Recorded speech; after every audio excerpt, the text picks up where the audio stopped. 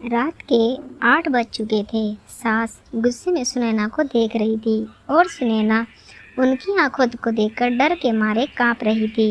सास उसे देखकर पुकारती हुई बोली, तेरी हिम्मत कैसे हुई मेरे घर में यह सब करने की? ले देकर 4 दिन हुए हैं घर में आए हुए और अपने आप को घर की मालकिन समझने लगी है। आने दे आज मेरे बेटे को, आज तेरी खैर नहीं। हाथ पैर न तुड़वा दिए तो मेरा नाम भी जानकी नहीं। आज ना जाने क्या होने वाला है। सास जितनी निर्दयी है अपने बेटे को भी उसी तरह निर्दयी बना रखा है। हर नई नवेली दुल्हन को अपने पति का इंतजार होता है, पर सुनैना उसे तो अपने पति प्रवीण का इंतजार बिल्कुल भी नहीं होता था, क्योंकि उसे तो डर लगता था। मन ही मन मन्नत मांग रही थी कि आज पति घर ही ना आए, लेकिन जब तक पति घर नहीं आएगा तब तक सासू माँ उसे खाना भी नहीं देगी। इतनी निर्दयी औरत है कि रसोई का ताला लगा कर रखा है। आखिर ऐसा क्या हुआ था कि जानकी जी उसे इस कदर डांट रही थी? आखिर प्रवीण का ऐसा क्या स्वभाव था कि अभी नई नवेली दुल्हन होने के बावजूद भी सुनैना को अपने पति का इंतजार बिल्कुल भी नहीं था। चलिए जानते हैं सुनैना के बारे में। सुनैना की शादी प्रवीण से 4 महीने पहले हुई थी। माता पिता थे नहीं।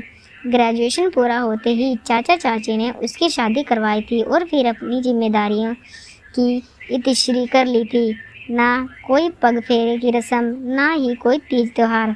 इधर ससुराल में ले देकर सास जानकी जी, पति प्रवीण और एक ननंद विभा थी जिसकी सगाई हो चुकी थी।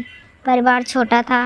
एक प्यारी और शांतिपूर्ण गृहस्थी का सपना संजोए सुनैना इस घर में आई थी। पर सपने तो सपने ही होते हैं, सच थोड़ी होते हैं। शांतिपूर्ण गृहस्थी तो सपना ही बनकर रह गई। सुनैना जहाँ 20 साल की, वहीं प्रवीण पूरे 30 साल का। दोनों की उम्र में पूरे 10 साल का अंतर था। सास जानकी जी की सुनैना के लिए 10 नियम कायदे बनाए बैठी थी। सुबह 4 बजे तक उठकर पूरे घर की सफाई करना, उसके बाद स्नान आदि करके रसोई में जाना, हमेशा मुंह पर घूंघट लिए रहना, सबको खाना खिलाए बगैर खाना ना खाना, और भी ना जाने क्या क्या नियम। सुनैना को उन नियमों की सख्ती से पालन करना होता था, पर अभी उसकी उम्र ही क्या थी। कई बार गलती भी हो जाती थी। अगर किसी दिन कोई चूक हो जाती तो उस दिन उसकी शामत आ जाती थी। उस पर हाथ उठाने से भी कोई गुरेज नहीं करता था घर में। यहाँ तक कि उससे 5 साल बड़ी ननंद विभा भी इस पर हाथ उठा देती थी। शादी के कुछ दिन बाद रात 8 बजे प्रवीण घर पर नहीं आया था। सुनैना को बहुत ज़ोर से भूख लग रही थी, तो उसने अपने आप से खाना लेकर खाना शुरू कर दिया। अभी पहला निवाला मुंह में ही गया था कि इतने में जानकी जी ने देख लिया और चिल्लाना शुरू कर दिया। जब सुनैना से बर्दाश्त नहीं हुआ तो उसने कहा, माँ जी, मुझे बहुत ज़ोरों से भूख लग रही थी, इसलिए खाना खा लिया। इससे पहले सासू माँ कुछ कहती, ननंद विभा ने आगे होकर सुनैना के गाल पर थप्पड़ रसीद कर दिया। तुम्हारी हिम्मत कैसे हुई मेरी माँ से जुबान लड़ाने की? अपने घर में क्या खाना नहीं मिलता था तुमको जो भूख बर्दाश्त नहीं कर सकती थी? मेरा भाई तुम्हारा पति है, उसका इंतज़ार नहीं कर सकती थी? अरे औरतें तो अपने पति के लिए क्या से क्या कर जाएं। इतने में सासू माँ भी बीच में ही बोली, रहने दे विभा, क्या संस्कार सिखा रही है इसे? माँ बाप तो है नहीं, और इसके चाचा चाची ने ये मिट्टी का ढेला हमारे माथे मंड दिया। रहने दे तू, मैं ही रसोई को ताला लगा देती हूँ। ना रहेगा बाँस, ना बजेगी बाँसुरी, अपने आप ही एक तरफ चुपचाप बैठ जाएगी। कहते हुए सासू माँ ने लगी हुई थाली भी रसोई में ले जाकर रख दी और रसोई को ताला लगा दिया। सुनैना आंखों में आंसू लिए देखती ही रह गई।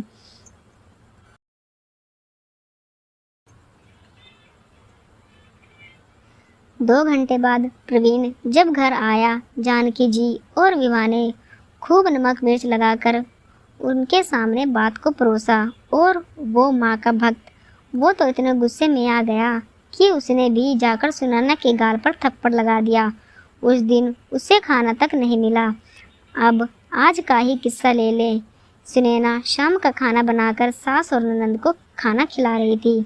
दोनों बाहर हॉल में बैठकर खाना खा रही थी। वहीं सुनैना गरम गरम रोटियां सेक कर दोनों को परोस रही थी। आज सुबह सासू माँ ने सिर्फ 2 ही रोटी खाने को दी थी। इस कारण से सुनैना को बहुत जोर से भूख लग रही थी, पर प्रवीण तो 10 बजे से पहले आने से रहा। सुनैना ने कहा, बिल्कुल भी भूख बर्दाश्त नहीं हो रही थी। इससे पहले ही सासू माँ और विभा खाना खाकर रसोई का ताला लगा दे, उसने फटाफट एक रोटी अपने पल्ले में बांधकर कमरे में खोस ली। जब माँ बेटी का खाना हो गया तो सुनैना को रसोई घर से बाहर निकालकर ताला लगा दिया। सुनैना अपने कमरे में आ गई। इधर सासू माँ और विभा अपने कमरे में आराम करने चली गई।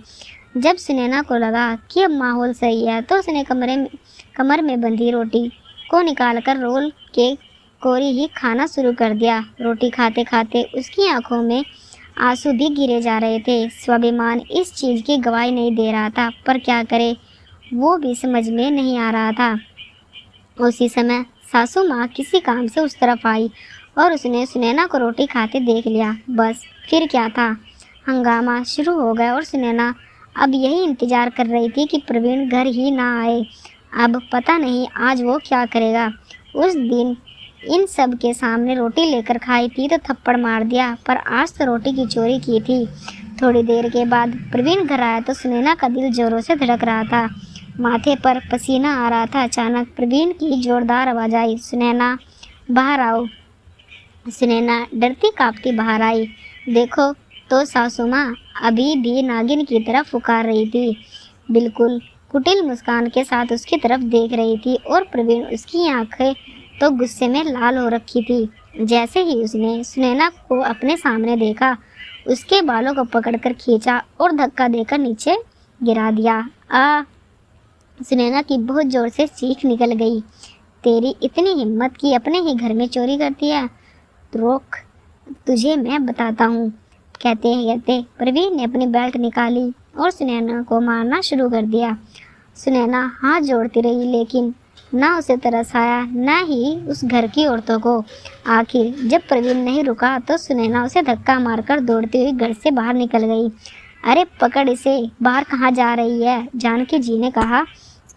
प्रवीण ने जवाब दिया, जाने दो माँ, कौन से उसके मायके वाले बैठे हैं जो उसे घर में बिठा लेंगे।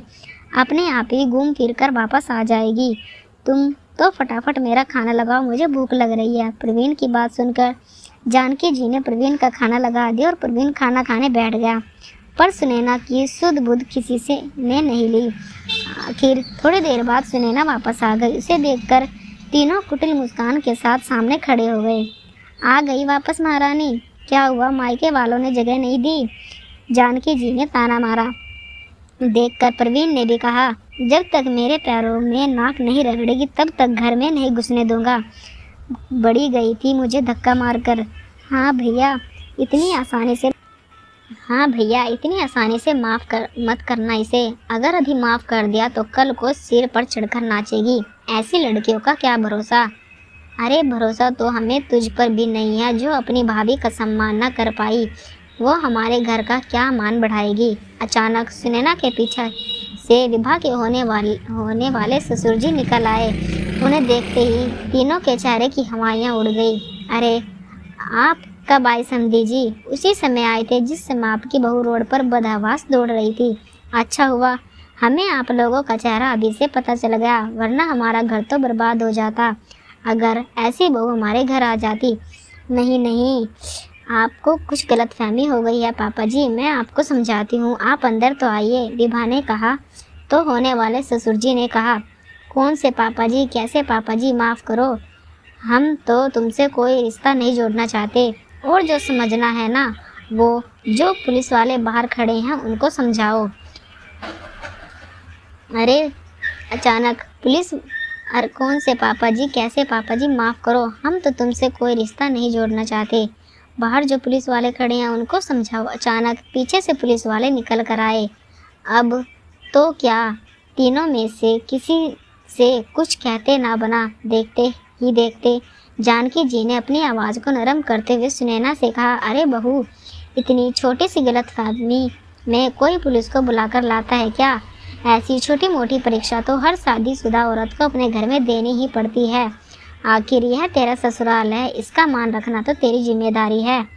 माफ़ करना सासू माँ, मुझे ऐसी कोई परीक्षा देने का शौक नहीं। शादी थप्पड़ खाने के लिए नहीं की थी मैंने। और यह कैसा ससुराल जहाँ रोटी भी मुझे चुरा कर खानी पड़े। आपने मुझे कमज़ोर समझ रखा है क्या? मेरा मायका नहीं है ना सही, पर मैं कमज़ोर फिर भी नहीं हूँ। अब संस्कार अपने बच्चों को जेल में बिठा कर देते रहना। आखिर पुलिस तीनों को अरेस्ट कर अपने साथ ले गई। विभा के ससुराल वालों ने रिश्ते से मना कर दिया और सुनैना को एक संयमी संस्था ने आगे बढ़ने के मौके दिए, जहां वो संस्था के साथ मिलकर लोगों को घरेलू हिंसा के प्रति जागरूक करती थी। उसने अब एक नई शुरुआत की थी।